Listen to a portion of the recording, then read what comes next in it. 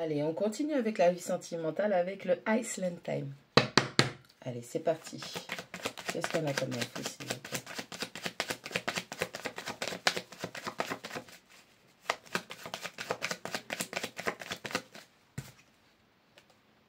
On a les alliances. On parle d'union, on parle de mariage, on parle d'être marié, on parle de connexion d'âme, on parle d'un amour éternel et d'une promesse de longue durée. On parle de flammes jumelles. On parle du serpent. Flammes jumelles, le yin et le yang, l'équilibre, l'union, la dualité, l'accouplement, se compléter l'un et l'autre. Et le serpent, la compétition, un ennemi qui est très proche, qui est malicieux. Quelqu'un qui regarde toujours par-dessus de votre épaule et on parle de l'autre femme. On parle de l'addiction. La codépendance, l'obsession, la possession, le contrôle, les blocages et les restrictions. On va venir au fait. On a la communication. Être intéressé, avoir des conversations de plus en plus, attendre des messages qui arrivent, des SMS, des appels, des emails, des points de rencontre. On a le trousseau de clés. Quelqu'un qui a beaucoup d'options, quelqu'un qui doit prendre des décisions, quelqu'un qui doit avoir un comportement inconventionnel. On parle de plan d'une nuit. Le runner. Le runner qui est codépendant dans une autre relation, qui a peur de l'intimité, qui écoute son ego.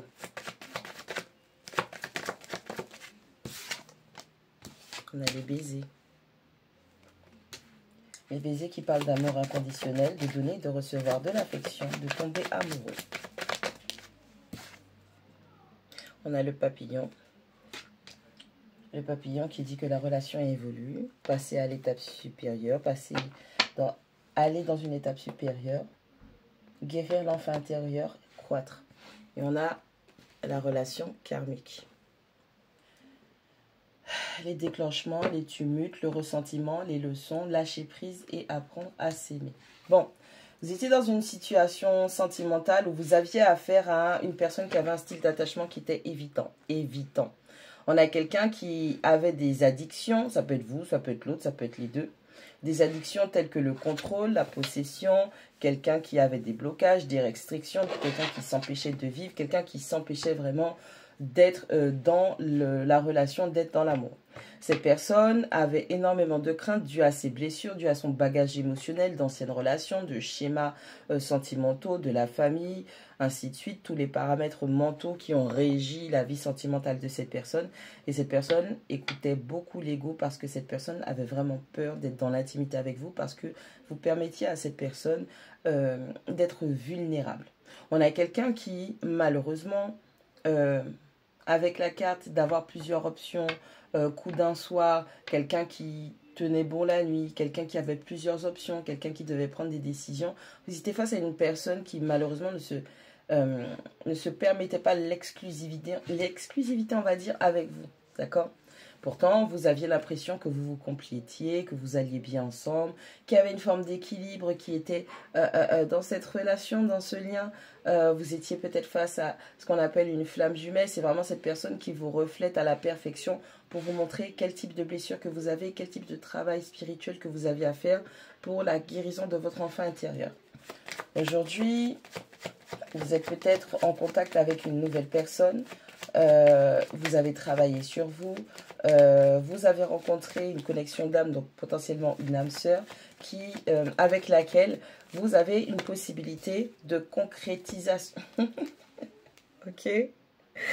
Ok, la bague de fiançailles, avec qui vous avez la possibilité d'avoir de la concrétisation. Parce que cette flamme jumelle vous a aidé à travailler sur vos déclencheurs, sur ce qui était toxique, négatif, ce qui vous ne permettait pas de grandir, de croître. Et vous aussi, vous avez aidé votre flamme jumelle. On a cette rencontre qui se fait. On a quelqu'un qui doit travailler, ses blocages, ses restrictions. On a quelqu'un qui doit lâcher le contrôle. On a quelqu'un qui doit apprendre à gérer sa codépendance avec les autres. Bien évidemment, je parle du runner parce que le runner sera toujours dépendant des ex, des membres de la famille, des autres personnes, de la vie du point de vue des autres, mais c'est quelqu'un qui, malgré tout ce que le runner pourrait, donc le runner, l'attachement évitant, malgré tout ce que cette personne pourrait ressentir vis-à-vis de vous, cette personne ne vivra pas cela. Cette personne va toujours rester fixée sur ce que les autres vont penser ou quelle est la validation, invalidation des autres. Dans cette thématique de relation où cette personne vraiment avait un attachement évitant vis-à-vis de vous, on parle d'une énergie féminine ou qui est en compétition, qui était cachée. Donc, on parle de vraiment quelqu'un de malicieux, malicieuse, une personne qui est très, très sournoise. Quelqu'un qui regarde par-dessus votre épaule. Si vous êtes du style être sur les réseaux sociaux, c'est quelqu'un qui a accès à vos réseaux sociaux. Si c'est quelqu'un qui pourrait potentiellement, plusieurs personnes même, des gens qui sont en compétition. Il faut comprendre que quand vous êtes en... Très peu de personnes le sont réellement, ok? Vraiment très très peu. Quand vous êtes en parcours, du vrai parcours, je ne parle pas d'être dans une relation avec un pervers narcissique, je ne parle pas d'être dans une relation avec quelqu'un qui se prend pour un alpha ou je ne sais pas quoi. Quand vous êtes dans une vraie relation avec votre flamme jumelle, vous allez dégager une énergie, cette personne va dégager une énergie et en combo, vous allez dégager des énergies qui vont faire que ça va déclencher d'autres personnes qui n'ont pas lancer leur processus de guérison, des gens qui vont voir votre potentiel à deux séparément, des gens qui vont être jaloux, qui vont vouloir avoir, qui vont s'immiscer entre vous d'une manière ou d'une autre, d'accord? Juste au niveau de la compétition, ça peut être par rapport à vos dons, vos talents, ça peut être par rapport à votre façon de gérer, ça peut être par rapport à votre look, ça peut être juste par rapport à votre façon de parler, ok? Ça va vraiment, le voyage de la flamme jumelle, ça va réveiller pas mal de démons, d'accord? Mais on parle particulièrement d'une femme qui est proche de vous, qui est proche de cette flamme jumelle, qui est très très malicieuse et qui vous surveille non-stop. Potentiellement, ça voudrait dire que cette flamme jumelle était déjà en relation, avec une autre féminine. Et le fait de vous être rapproché de lui, d'avoir eu contact avec cette personne, cette autre féminine qui, au départ, était nonchalante, laissait peut-être cette personne faire tout ce qu'il ou elle voulait. Cette personne, ça va réveiller de la jalousie chez elle. Et elle va avoir des comportements sournois, serpents, d'accord? Cette autre femme qui vous surveille tout le temps. Cette autre femme qui peut-être avoir des faux profils, histoire de surveiller quelle est votre progression, à savoir si votre flamme jumelle est toujours avec vous, si vous êtes en contact, si vous vous voyez, si vous revenez l'un vers l'autre. Parce qu'il y a cette notion de contrôle, de possession. N'oubliez pas, peu importe qui est en face de vous, les gens sont très très doués pour cacher certaines choses. D'autres, ils sont comme un livre ouvert. On a cette personne, cette flamme jumelle, cette personne qui a un style d'attachement évitant, qui a énormément d'options. C'est peut-être quelqu'un qui a beaucoup de... C'est homme-femme, hein, a beaucoup de charisme, qui attire fortement les gens vers elle, vers lui. C'est quelqu'un qui claque des doigts comme ça et les mouches tombent. Je ne sais pas si vous voyez ce que je veux dire. Et ce qu'il faut retenir de ce voyage-là, c'est que cette personne vous a aidé à voir ce qui ne va pas chez vous. On a l'appel d'amour, hein. Cette personne vous a aidé à voir ce qui ne va pas chez vous. Quels sont vos blocages, quelles sont vos restrictions? Où est-ce que vous avez de la codépendance? Peut-être que vous, bien évidemment, si on parle du runner, c'est que vous êtes l'attachement anxieux. Vous avez peur de l'abandon.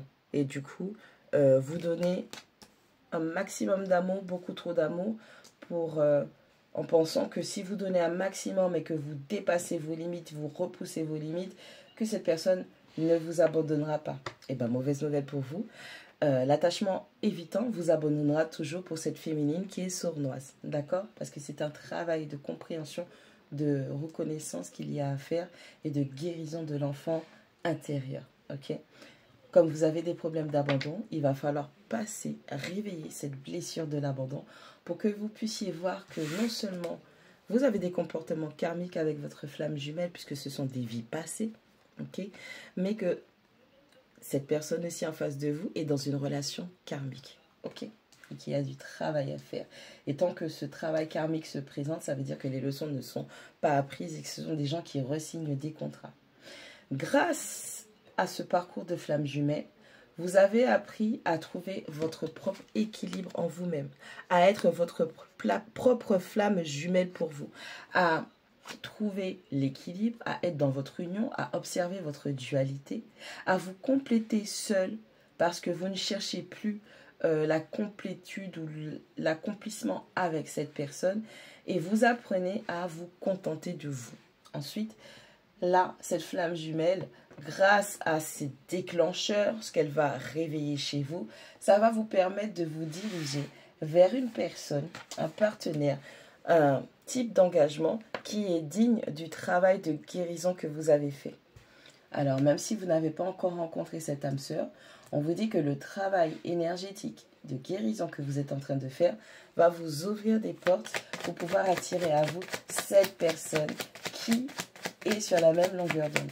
On parle quand même de fiançailles.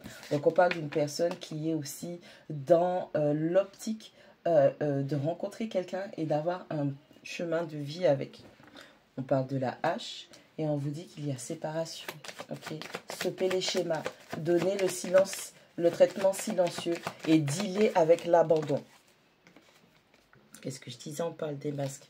Il y a un manque d'authenticité dans cette connexion de flammes jumelles. On a quelqu'un qui, en général, hein, celui qui est évitant, il cache énormément. Je dis il parce que c'est le masculin, d'accord? Il cache énormément ses sentiments. C'est quelqu'un qui fait du gaslighting. C'est quelqu'un aussi qui fait du love bombing au départ. Et bon, on va prendre dans le... Ça commence par du love bombing, ça finit par du gaslighting. Et on a quelqu'un qui switch... l'histoire qui va vous faire croire que non, c'est pas comme ça et que c'est vous qui personnifiez, c'est vous qui prétendez que vous faites de la projection et que tout ce que vous avez ressenti et que vous croyez que cette personne ressent pour vous, c'est vous qui l'avez inventé, d'accord? C'est quelqu'un qui, à force de faire du gaslighting, va vous faire comprendre que il n'y avait pas de lien affectif, émotionnel entre vous et que vous étiez juste là comme ça et que c'est vous qui vous prenez la tête à vous faire des films. On a la tasse de café. Encore une fois, on rencontrer, faire des rencontres, avoir des conversations, savourer le moment présent, se sentir augmenter, monter l'amitié. On a une âme sœur qui vient, qui veut vous découvrir, qui veut apprendre à vous connaître pour que par la suite, vous puissiez voir quel type de choses que vous allez faire ensemble. Parce que cette personne va vouloir parler avec vous. Cette personne va vouloir apprendre à vous connaître. Qu'est-ce que... Ok? Les cartes sont juste les confirmations de ce que je vous dis en amont. On a l'âme sœur. C'est vraiment quelqu'un, connexion d'âme. Sachez que c'est pas grave si ça fonctionne pas avec votre flamme jumelle parce que toutes les flammes jumelles ne sont pas destinées à se marier, à être en couple, à travailler ensemble, à vivre ensemble, à avoir des enfants ensemble. Non, il y a un travail de guérison pour lequel vous avez signé précisément là. Alors que ce soit les deux qui le fassent ou que ce soit un seul, ça n'a pas d'importance. Dans le sens où il y a un travail... On parle du chaser, on parle de l'attachement anxieux. Celui qui a peur de l'abandon, celui qui est vraiment, qui essaie de contrôler la relation et qui donne trop d'amour, okay, qui est codépendant de l'évitant. Parce qu'il y a quelque chose chez cette personne, vous l'aimez fortement. Et cette personne est venue vous déclencher pour que vous puissiez guérir de ça. On a cette âme sœur qui arrive, ok. On a une âme sœur qui se dirige vers vous, vous allez discuter, vous allez commencer par de l'amitié, vous allez vous voir, vous allez sortir, vous allez avoir des rendez-vous, vous allez au fil des conversations avoir des affinités avec cette âme sœur. C'est quelqu'un que vous connaissez déjà, c'est quelqu'un avec qui vous avez déjà eu des relations dans les vies passées. Et c'est comme si l'univers, par rapport à tout ce que vous avez travaillé comme guérison de l'enfant intérieur, de vous-même, de votre cœur, de votre mentalité, de votre mindset, l'univers vous envoie la personne qui est sur la même longueur d'onde que vous pour pouvoir concrétiser les choses. Okay. Quand vous avez un style d'attachement évitant, vous devez travailler votre dynamique relationnelle. Pour aujourd'hui. On a, là, vous êtes dans la période de switch. Avant, on a le cœur brisé, ok? Là, vous avez switché. On était dans une dynamique avant où vous aviez tellement peur que l'autre vous abandonne que vous faisiez en surplus. Vous étiez dans une phase où vous couriez, vous vous battiez pour la relation, vous vous battiez pour avoir l'attention de l'autre, vous vous battiez pour que cette personne vous reconnaisse le lien, reconnaisse ses sentiments, reconnaisse l'amour, cette personne aille dans un engagement avec vous, une officialisation de la relation. Mais il y a eu tellement de déclenchements, tellement de blessures, tellement de travail à faire que vous vous êtes retiré, d'accord, parce qu'il y a eu séparation, il y a eu cœur brisé. Et là, comme vous êtes dans votre phase de guérison, vous travaillez sur vous, cette personne a mis en évidence les blessures que vous avez, vous vous rendez compte de ça et vous comprenez qu'il est temps de vous libérer de ces attachements négatifs, de ces liens négatifs. Je rappelle que relation karmique. Vous êtes dans une phase, le switch c'est que la personne qui voulait tellement de cette relation, qui voulait tellement de cette personne, vous êtes à une période, à un point, un checkpoint où vous n'en voulez plus. Vous n'en voulez plus parce que pour l'instant, la douleur fait que la seule chose qui reste, en tout cas ancrée là, c'est la peur que cette personne revienne et qu'elle fasse pire que ce qu'elle a fait au départ, lorsque cette relation a commencé. La dynamique, elle change et c'est cette personne qui... cette personne vous manquait auparavant et vous êtes dans une dynamique de guérison, de focus sur vous, de travail sur vous, que vous allez commencer à manquer à cette personne. Pourquoi? Parce que cette personne connaît votre énergie. Cette personne connaît votre signature, d'accord? Et donc forcément, à un moment donné, cette personne est tellement dans l'évitement, tellement dans le déni, tellement dans le gaslight, tellement dans la transformation de ce qui s'est passé. Non, mais non, je t'aimais pas fort comme ça, nanana et tout. Et bien cette personne va se rendre compte qu'au final, le fait de vous avoir placé en mode option a fait que vous vous soyez retiré. Et donc, si vous vous retirez, votre énergie se retire. Vous allez manquer à cette personne. On a cette personne qui va aussi, par cette absence, commencer, déclencher son travail de guérison. Pour que cette personne aussi, je rappelle que c'est un duo, d'accord? C'est des flammes jumelles. Cette personne a déclenché dans la relation des choses qui vous ont permis de comprendre qu'il fallait vous retirer pour travailler sur vous. Et votre retrait montre à cette personne qu'il faut qu'elle travaille sur des déclencheurs, sur des blessures. Après, quand vous aurez continué votre phase de guérison, viendra un moment où vous allez rencontrer une âme sœur, quelqu'un qui sera digne de votre intérêt, quelqu'un qui sera digne de votre amour, quelqu'un qui sera digne de ce que vous voulez donner, partager, et vous allez aussi comprendre le réajustement qu'il faut faire au niveau du donner, du recevoir dans l'amour. Et c'est quelqu'un avec qui vous allez commencer par de l'amitié, et ça va aussi vous permettre vraiment, non seulement vous aurez déjà commencé votre travail de guérison, mais cette âme sœur va aussi continuer ce processus avec vous, juste en étant là, en étant authentique, en étant vrai. Ce sera quelqu'un qui ne portera pas de masque avec vous. Et cette authenticité va vous rafraîchir et va vous montrer que il y a des gens qui vous aiment. Je le disais hier encore à un client, il y a des gens qui vous aiment. Malheureusement, lorsqu'on n'est pas guéri, lorsqu'on n'est pas conscient de ce qui ne va pas, on a toujours tendance à aller vers les gens qui nous font du mal. Je vous assure qu'il y a des gens qui vous aiment. Vous êtes trop blessé, vous êtes trop anxieux pour pouvoir les voir. Mais à partir du moment où vous vous détachez, vous allez vous rendre compte qu'il y a des gens qui vous aiment vraiment comme vous êtes, avec vos cicatrices, avec vos vergetures, avec votre cellulite, façon de parler, d'accord, hein. En général, c'est la féminine qui se retire et qui comprend, d'accord. Il y a des personnes qui vous aiment vraiment. Il y a des personnes qui veulent vraiment être avec vous. Il y a des personnes qui apprécient vraiment votre énergie. Cette personne a juste, cette flamme jumelle a juste mis en exergue ce qui n'allait pas et ce qu'il fallait travailler pour votre libération émotionnelle. Aujourd'hui, votre absence, votre retrait ou le fait carrément pour certains, vous arrivez à bloquer, vous coupez le contact, vous n'êtes plus dans la vie l'un de l'autre, et bien cette absence que vous avez générée, le manque dans votre énergie fait que cette personne déclenche son travail de guérison à son tour. Ok? N'oubliez pas, le plus bel amour qui existe sur Terre, c'est l'amour inconditionnel vis-à-vis de soi. L'amour inconditionnel, c'est pour soi. L'amour conditionnel, c'est avec les autres. Ok? L'amour conditionnel, c'est sur Terre. On est sur Terre. C'est pour ça que je dis que l'amour conditionnel, c'est avec les autres. Je t'aime à condition que tu me respectes. Je t'aime à condition que ce soit équivalent. Je t'aime à condition que tu te tiennes bien dans la relation. Je t'aime à condition que tu ne... Je sais pas, que tu trompes pas, que tu triches pas, que tu flirtes pas, que peu importe ce que c'est. Mais l'amour inconditionnel, c'est vis-à-vis de soi. Je suis née avec ces blessures, j'ai grandi avec ces blessures, j'ai eu des schémas, j'ai eu des comportements, j'ai eu des batailles qui ont été très difficiles, mais je m'aime comme je suis.